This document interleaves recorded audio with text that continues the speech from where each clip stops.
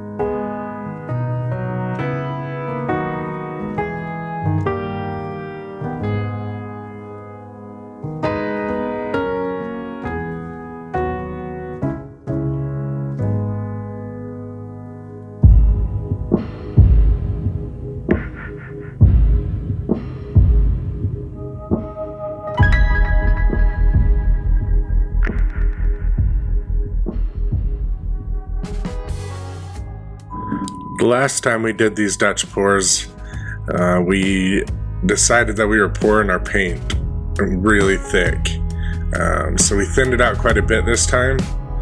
I still am not sure that we thinned it out enough. In some of the ones we did after this, we thinned our paint quite a bit more, and it seemed to help everything flow quite a bit better. So if you're going to do these paintings, don't be afraid to make your paint really runny.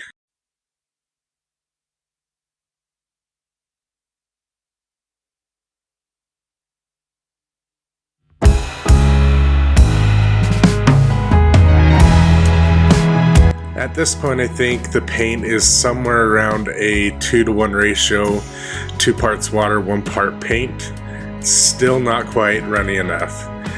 Later on, we decided to take that up to around a 4-to-1 ratio, 4 parts water, 1 part paint, and this seemed to work quite a bit better.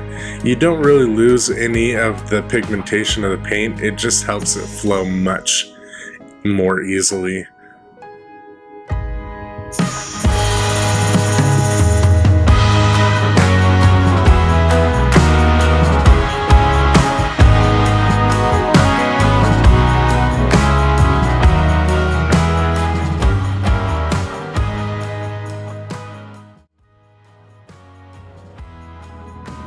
In the first pour painting we did, you can see it up there in the top right corner of the screen, we didn't pay particularly much attention to getting the edges. Kind of just let the paint flow over where it wanted to. On this one, my wife decided she wanted to try and really cover the edges of the painting. So that's what you see her doing, adding a little bit of extra paint around the edges and kind of using that putty knife to smooth it around the edges.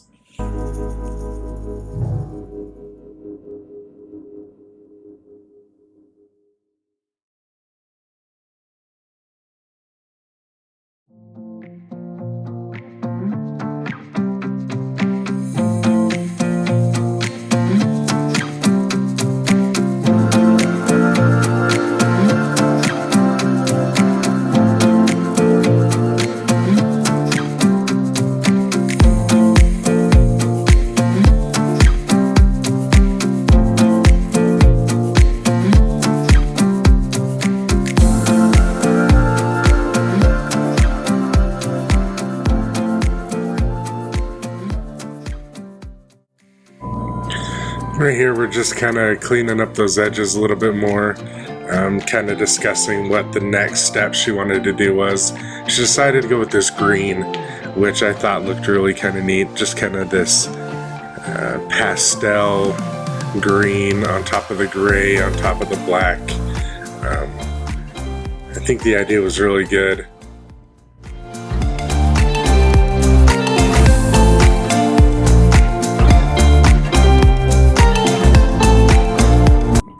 Next she decided to go with this pastel purple. So this painting kind of had a theme of more muted colors.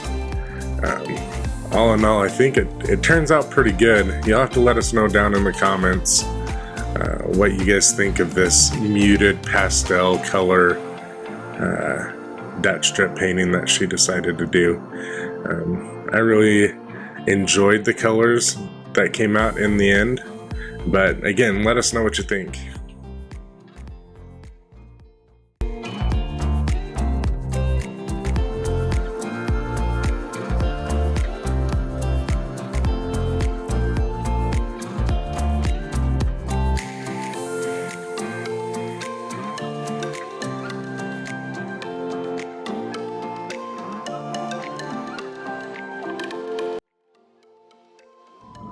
Next she's going to add this turquoise blue into it. I thought this was a really good addition, and when you see the end you can kind of see that it just pops. This turquoise pulls through and it turns out really unique and interesting. The other color she used was a gold with gold flake in it, and it just kind of sets everything off. You're gonna see her pour that right now.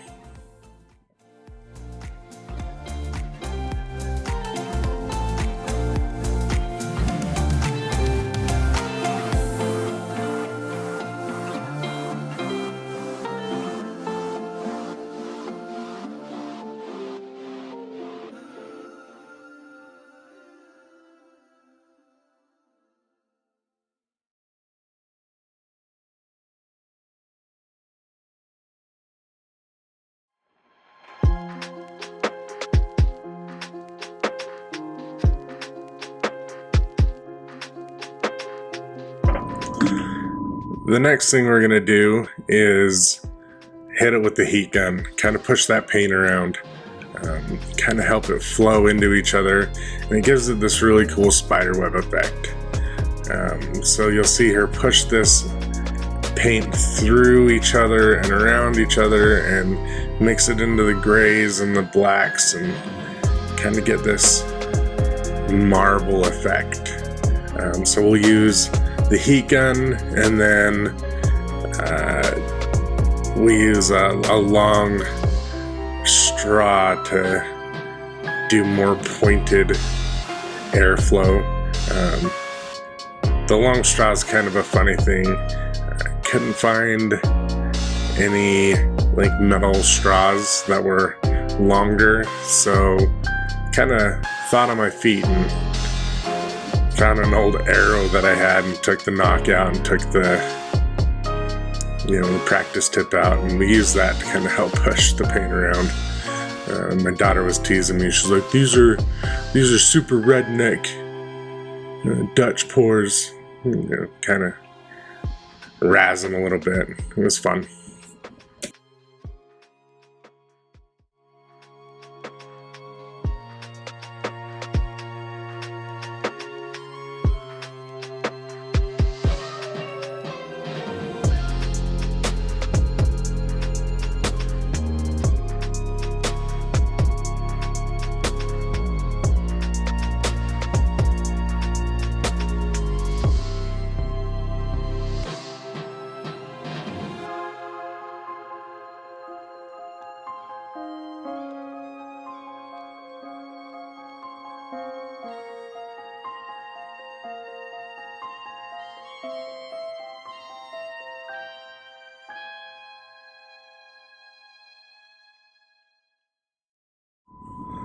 I really think it's neat how as she's pushing the paint across, it creates these little waves, and then the colors kind of settle back through each other as they lay back flat onto the canvas. It looks really cool to me.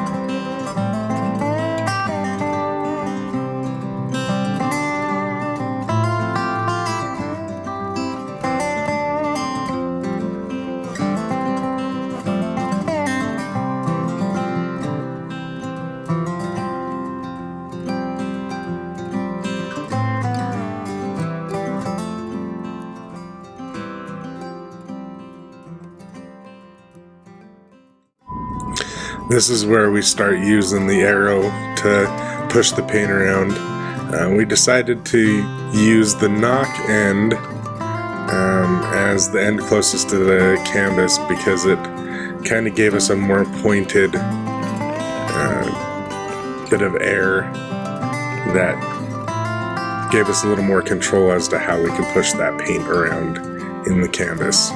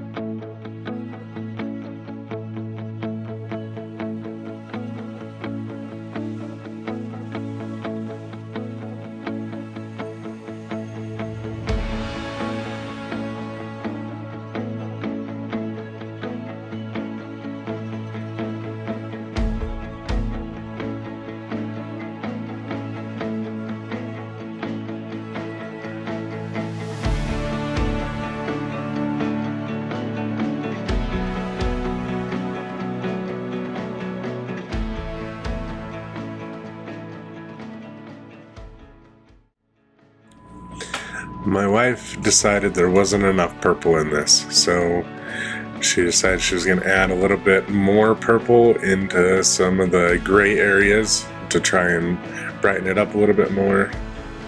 It was funny in the audio. She's like, "Oh, that came out a lot quicker than I thought," so it was kind of silly. So she adds the purple in, then she's going to blow those around and spread it out a little bit.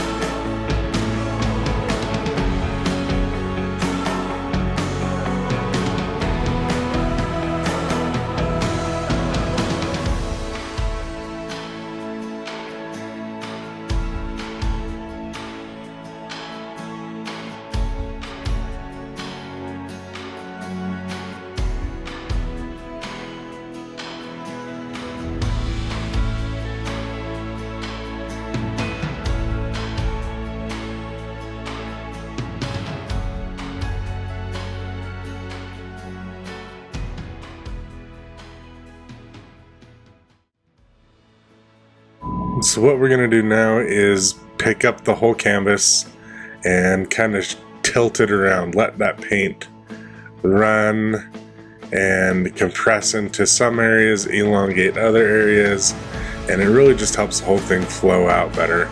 And then you just let it set and kind of flow together. And then we're going to go ahead and hit it with a torch. This will help bring all the bubbles to the surface and kind of reduce some of the imperfections that you'll see in the painting. Yeah, so if you enjoyed this tonight, don't forget to hit that like and subscribe button. Leave us a comment, it really helps us out. And we will see you on the next one.